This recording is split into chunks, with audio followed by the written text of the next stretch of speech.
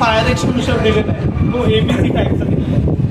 बरं, हे म्हणजे काय असतं सॉलिड. सॉलिडमध्ये काय आहे इथं लिहिलेलं आहे wood paper fibre. Wood paper fibre इथं अजून काय सॉलिड असेल बरोबर. ठीक आहे. बी दिलेलं आहे. बी म्हणजे काय लिक्विड फायर. लिक्विड फायरमध्ये तुमच्याकडे ऑइल असणार, तुम्ही काही केमिकल ठेवलं असेल ते, दुसरं काय लिक्विड असेल किंवा फायरसाठी पण आपण याला लिक्विड फायर म्हणतात. सी म्हणजे इलेक्ट्रिक फायर असतो आणि गॅसेस फायर असतो.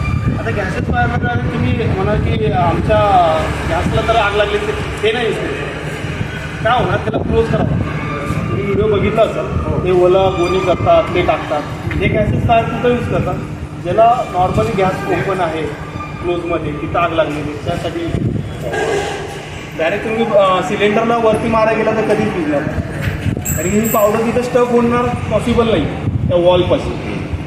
आणि या पावडरचं कसं असतं की याच्यामध्ये पावडर आहे ती पूर्ण एका ठिकाणी मारली आहे तर ती क्लोज करते पूर्ण. तुम्ही सरफेस जेवढा तिथं क्लोज करणार आहे जर ती क्लोज झाली तर ऑक्सिजन लेवल कटआउट होणार आणि ती आग निघणार. पण सिलेंडरला जर वरती नोजल असतो त्याला आग लागली असेल तर तुम्ही किती पावडर मारून ती स्टक नाही होणार आहे त्याला. मग तुम्हाला ते ओलं करून काहीतरी कपडा मारून या त्याच्यावर उलटी बादली ठेवली तरी पण आग होऊ शकते. बरं, या दोन गोष्टी आहेत. तुम्ही मला की सरांनी सांगितलं आहे कोणत्या सिलेंडरला लागले कंटिन्यू 10 सिलेंडर पण फायर एक्सटिंग्विशर वापरणे तरी आग नाही होणार. त्याला क्लोज करणे गरजेचं ठीक आहे. म्हणून तुम्हाला सांगतो गॅसेस फायर लिहिल्यामुळे ते वेगळी गॅसेस फायर असतो आणि घरच्या सिलेंडरचं वेगळं आहे. तुम्ही इलेक्ट्रिकसाठी पण हा यूज करू शकता, सॉलिडसाठी पण यूज करू शकता, त्या लिक्विड फायर कुठला असेल त्यासाठी यूज करू शकता.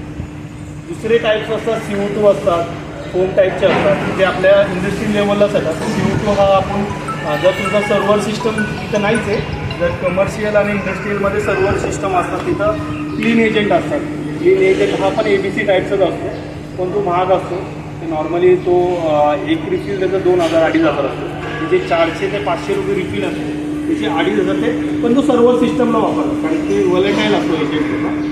तो मारल्यानंतर तो काय एक सर्व्हर सिस्टमला आहे प्रत्येक पार्ट असतो. जर एका सर्व्हर सिस्टमला डॅमेज झालं तुम्ही जर पावडर जर मारली तर बाजूच्या सर्किटला पण डॅमेज करू शकतो. मग अशावर वॉलेटाईलवाले सिलेंडर वापरतात. मग वॉलेटाईलवाले कुठले एकतर CO2 आहे म्हणजे क्लीन एजंट आहे, हे दोघांतलं कुठलं तरी वापरतात. दुसरं एक फोम टाईपचं असतं हेवी टाईप. हे फोम टाईपचे कुठं यूज करतात जास्त केमिकल इंडस्ट्री. तुम्ही बघितलं असेल ज्यावेळी पेट्रोलियमला एवढे मोठे सिलेंडर ठेवलेत बघा 50 लिटरचे, ते फोम टाईपचे सिलेंडर. दुसरे पण ठेवलेले असतात ABC पण ठेवलेले असतात, एक फोम टाईपचं पण ठेवलेलं असतं. तो लिटरमध्ये कन्सिडर केला जातो का त्याच्यामध्ये पाणी आणि केमिकल असतं जे फोम रेडी करतो त्यासाठी ते केमिकलसाठी यूज करतो लिक्विड फायरसाठी. ठीक आहे. आपल्याकडे जो दिला आहे तो ABC दिला आहे कारण की आपल्याकडे सगळंच आहे. लिक्विड पण आहे, सॉलिड पण आहे, गॅसेस पण आहे, म्हणजे इलेक्ट्रिक फायर पण आहे. मॅक्झिमम आपल्याकडे इलेक्ट्रिक फायर आणि गॅसेस फायरमुळे आपला पार्क झाल्यानंतर हे वापरू शकतो. बाहेर पैसेमध्ये वगैरे कुठला पण इलेक्ट्रिक पार्कला असू द्या तर डिजिटलला पण काय इलेक्ट्रिक शॉर्ट सर्किटची आग लागली असेल म्हणजे डायरेक्टली तुम्ही यूज करा. हे यूज करताना तुम्हाला गेज बघितलं का तर सध्या ग्रीनवरती आहे. लेफ्ट साईडला राईट साईडला पण एक रेड आहे आणि लेफ्ट साईडला पण रेड आहे. तुम्ही सांगू शकता का माझ्या लेफ्ट साईडच्या रेडला काय इंडिकेशन असेल माहिती आहे तुम्ही सांगू शकता.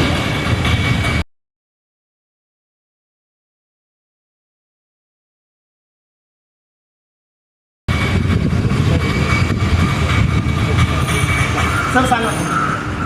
लेफ्ट साईडला म्हणता का? हां लेफ्ट साईडला. हां नाही दोन साईडला रेड म्हटलं. हां मध्ये ग्रीन आहे. ग्रीन आहे माझ्या लेफ्ट साईडचा म्हणजे ह्या साईडचा इकडचा.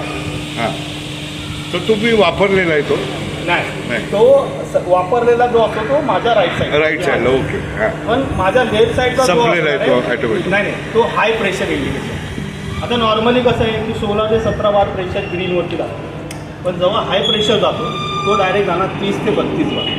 अशा कंडिशनमध्ये काय होणार की हे जे वॉल आहे थ्रेडिंगचे नट असतात ना आपले जसे तसे टाईट केलेले असतात म्हणजे मशीनने टाईट केलेले असतात टाईट झाले असतात पण त्याच्यामध्ये मायनर आहे केसासारखं क्रॅक झालं.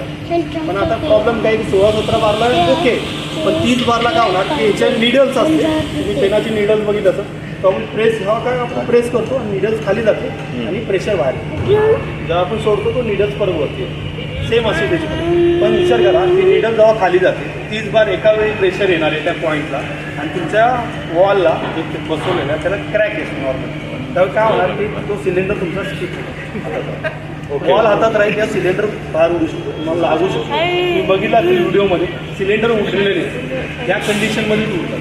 वॉल डायरेक्ट फाटतात त्याच्या हातात सिलेंडर एका साईडला ते चान्सेस त्या हाय प्रेशर. सेकंड हाय प्रेशरने अजून काय होते हे तुमचा पाईप आहे.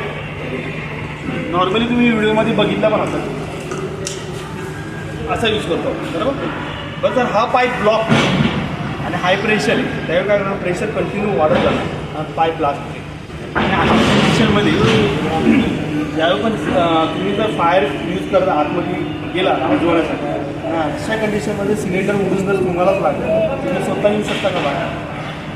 तुम्हालाच इमर्जन्सी तुम्हालाच हेल्पसाठी दुसरी लागते. मग अशा कंडिशनमध्ये चेक करणं गरजेचं आहे सिलेंडर उडतं. आता माझा राईट साईडचा जो रेड होता आता लेफ्ट साईडचा आता राईट साईडचा जसं म्हणजे की सिलेंडर एम्प्टी असतो. एम्प्टी दोन टाईपने होतात. एक तर काय होतं क्लिनिंग करतात तुमच्याकडं कुणी पण त्याच्यामुळे बायचान्स सिलेंडर खाली पडलं तर वॉलवरती पडलं. वॉलवरती पडल्यानंतर काय होतं सिलेंडर थोडीशी प्रेस आणि ऑर्डर असता पण सिलेंडर एम्प्टी झालेला असतो. या कंडिशनमध्ये सेकंड यूज केला आज जर आपण सिलेंडर यूज केला तर तो पूर्ण एम्प्टी होता. ह्या दोन कंडिशनमध्ये सिलेंडर मग असे सिलेंडर तुम्ही हँग करून ठेवू शकता का. कारण की ज्यावेळी पण इमर्जन्सी होती त्यावेळी पुन्हा विचार नसतो की तो सिलेंडर ग्रीनमध्ये आहे का रेडमध्ये आहे तो विचार नाही करत. त्याला माहिती की फायर आहे मला माहिती फायर एक्सटिंग्विशर यूज करायचं तो पहिला हँग केलेला सिलेंडर घेणार आणि तिकडं जाणार यूज करा. आणि त्यावेळी जर चालला तर ठीक आहे नाही चालला तर तो फसण्याचे चान्स आहे. म्हणून असे सिलेंडर तुम्हाला हॉरिझॉन्टल ठेवले जातात. तुम्ही असे सिलेंडर बघितले पण नसतील मॉलमध्ये पण नसतील आणि तिथंच बघितले नसतील. ठीक आहे असे सिलेंडर ठेवल्यानंतर थोडं तर डाऊट येणारच ना की बाबा हे सिलेंडर असं ठेवलं आहे म्हणजे काहीतरी प्रॉब्लेम आहे. या थोडं तर विचार करणार तुम्ही उचलताना थोडा वाकावं लागणार आहे तुम्हाला. त्यावेळी पण थोडासा विचार करणार की उचलू का नको. पण ह्यानी काय होणार जर असे सिलेंडर तुम्हाला दिसले तुम्ही काय करणार आजूबाजूला एकच सिलेंडर आहे पण तो पण असा ठेवला तुम्ही काय होणार स्वतः तिथनं सेफ निघणार आजूबाजूच्या पण सेफ होऊ शकतो. पण चुकीचा डायरेक्शनला जाऊ शकतो. जर हा जर हँग केलेला असता तर काय करणार आपण स्वतः विजवाला जाणार त्याच्यामुळे स्वतः फसणार तुमच्या दुसरे जण येणार हेल्पसाठी ते पण फसण्याचे चान्सेस एखाद्यामुळं दुसरे पण फसू शकतात. म्हणून असे सिलेंडर ओरिजिनल ठेवले ठीक आहे. जेव्हा प्रेशर कमी होतं हां हां त्यावेळेस असं ठेवायचं नाही ह्या साईडला हाय प्रेशरला पण असू द्या तरी तुम्ही तसा ठेवा ओरिजिनल ठेवा. या तुम्ही तुमचा जो पण कॅबिन आहे सिक्युरिटी तिथं काढून ठेवा. मग तिथे हँग करून ठेवू नका कारण इमर्जन्सीला फक्त ग्रीन असेल तरच हँग करून ठेवा थोडक्यात. पण आता तुम्ही म्हणाल की आम्ही कधी बघणार तुम्ही तुमच्या रोडची स्वतः डायरेक्ट तुमच्या फ्लोअरचा फायर एक्सटिंग्विशर जाताना एक वेळा लक्ष द्यायचं ग्रीनमध्ये आहे बरोबर. बाकीचं जो पण आहे तुमचा राहणार आहे बॅक साईडला तुम्ही पण असणार आहे तो यूज करू शकतो. कारण तुम्हाला माहिती आहे की रेडमध्ये आहे तुम्ही तसंच निघून जात असाल तर त्याच्यानंतर ते मागं फायर होणार आहे जो व्यक्ती वापरणार आहे त्याला माहीत नाही की ते तुम्ही बघितलं रेडमध्ये या त्याला तुम्ही इन्फॉर्म पण नाही केलं. मग अशा गोष्टी तुम्ही निग्लेक्ट सोडू नका की जे प्रायमरी आहे की जे सिलेंडर ओके आहे तुम्ही ते ओके ठेवा. जे एमटी आहे त्याला तुम्ही एक तर सिक्युरिटीच्या कॅबिनमध्ये ठेवा नाहीतर तुमच्या सोसायटी मेंबरला इन्फॉर्म करून ठेवा की सिलेंडर एमटी आहे सोसायटी ऑफिसमध्ये ठेवा. या गोष्टी करू शकता. याच्यामध्ये 5 मेथड म्हणतात यूज करण्याची मेथड आहे 5 मेथड PASS. पी म्हणजे पुल द पिन तुम्हाला ही पिन पुल करायची. सेकंड एम दिलेलं आहे. एम कसं असतं आग जेव्हा लागते तिची 10 एवढीपर्यंत असते फ्लेम एवढी असते त्या फ्लेमला मारून फायदा आहे का पावडर तुमच्या बेसवर मारणे करते म्हणून आपण एम दिलेलं आहे. सेकंड एक स्क्वीज म्हणजे हा वॉल तुम्हाला प्रेस करायचा स्क्वीज मेथड. आणि स्वीप मेथड सर्वात महत्त्वाची मेथड आहे स्वीप का स्वीप मेथड म्हणजे का तुम्हाला या टाईपची करायचं का. आता तुम्ही विचार करा 16 ते 17 बार ग्रीनवरती प्रेशर आहे. जर एका पॉईंटला मी जर एकच प्रेशर मारला तर जर छोटी फायर असेल तर ते पुढं ढकलण्याचे चान्सेस आहेत. तर काय होणार की आग पुढे जाऊ शकते. म्हणून तुम्हाला स्वीप मेथड म्हणजे काय होणार प्रेशर डिवाईड होणार आणि याचं काही तुम्हाला जी पण पावडर आहे तुम्हाला ती ब्लँकेटिंग करायची एका ठिकाणी नाही पण ब्लँकेटिंग केलं तर आजूबाजूला पण आणते ते पण आणि ते सिलेंडर पूर्ण एम्प्टी करणे करते आग विजली म्हणून तुम्ही परत सिलेंडर हँग करू शकत नाही तर तो पूर्ण एम्प्टी होणार त्याच्यामुळे तो सिलेंडर पूर्ण एम्प्टी करा आणि आतमध्ये जर आग लागलेली असेल ती पण विजू शकते जर पूर्ण एम्प्टी केला आणि तसं सोडून दिला वाऱ्याने परत आग लागते काय होतं की हे जे पण आपण फायर एक्सटिंग्विशर यूज करणार आहे त्याच्यामध्ये काय होतं की आग विजणार आहे पण हीट तशीच राहणार बरं तुम्ही बघितलं असेल जेव्हा पण आग विजल्यानंतर पाणी टाकतं का कुलिंग मेथड गरजेचे आहे आणि हे फायर एक्सटिंग्विशर नुसतं आग विजवतो कुलिंग नाही करत मग कुलिंग करण्यासाठी तुम्हाला पाणी मारलं पाहिजे पाणी कधी मारू शकता जेव्हा तुमचं इलेक्ट्रिक सप्लाय कट ऑफ त्यावेळी मारा बाय चान्स शॉर्ट सर्किट होते परत आग लागण्यासाठी त्या गोष्टीमध्ये आपण फायर एक्सटिंग्विशर त्याला यूज करतो आग विजवतो त्याच्यानंतर पाणी जर तुमच्या घराचा वापर तरी चालेल ते आपलं उलट आग लावायची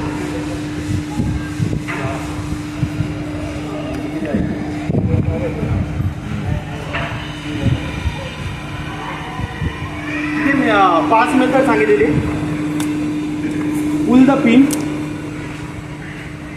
सेकंड एम आता आपण पकडू आणि सेकंड स्क्यूज आणि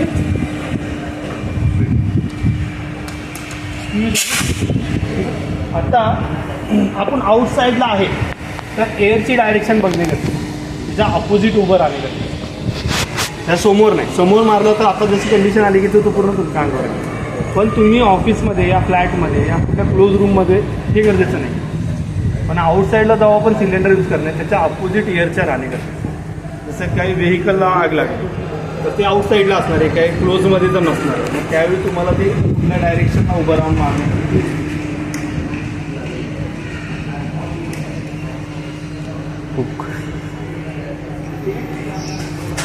पुल द पिन मी पिन ओपन केलेले सेकंड एम तुमचा लेफ्ट पाय थोडासा पुढं पाहिजे कधी पण कुठली आग विझवताना त्याच्या क्लोज जाणे गरजेचं आहे कारण की ह्याची जो रेंज आहे ती 1.5 मीटरपर्यंत रेंज त्याच्या पुढं जास्ती जाणार नाही मग 1.5पर्यंत जाण्यासाठी आग लागली त्याचा धूर वरती असणार आहे क्लोज रूममध्ये तुम्ही डायरेक्टली जाऊ शकत नाही तुमच्या डोळ्यात नाकात जाऊ शकता तुम्ही तिथपर्यंत पोहोचू शकत नाही तिथनं बाहेर येऊ शकत नाही मग थोडंसं तुम्हाला फोल्ड होऊन जाणे गरजेचं फोल्ड होऊन गेल्यानंतर त्या पॉईंटपर्यंत तुम्ही जवळपास जाऊ शकता ठीक आहे pull the pin second aim झाल्यानंतर स्पीड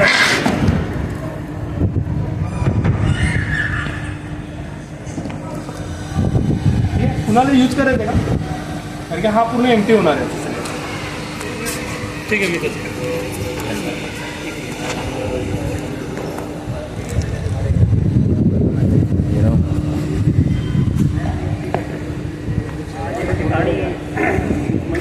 याचा आग लागल्यानंतर हे पूर्णच नाही करायचं का हो पहिल्यापासून करा पूर्ण एम्प्टी करायचं का तो तर तसं पण आपण रिफिलला पाठवणार आहे रिफिलला पाठवणार आहे नंतर का पूर्ण एम्प्टी करून करायचं जर तुम्हाला वाटत असेल की आग पूर्ण विजली पण सांगू शकत नाही परत लागण्याचं चान्सेस आहे पूर्ण एम्प्टी करा ठीक आहे आणि एक वेळा जेव्हा प्रेस करतो 6 ते 6 सेकंदमध्ये हा पूर्ण एम्प्टी होतो पिन काढ त्याच्याने उचलू पिन काढा पिन फर्स्ट पहिलं पिन काढा हां फुल पिन सर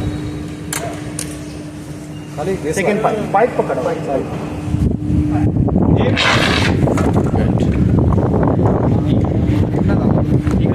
इकडं ना लांबमध्ये करस तिकडं त्या बिनवर मारा बिनवर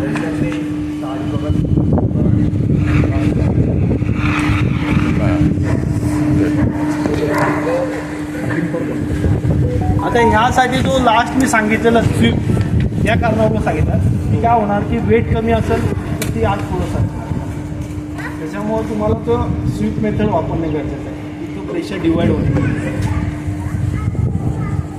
अजून कोणी इंटरेस्टेड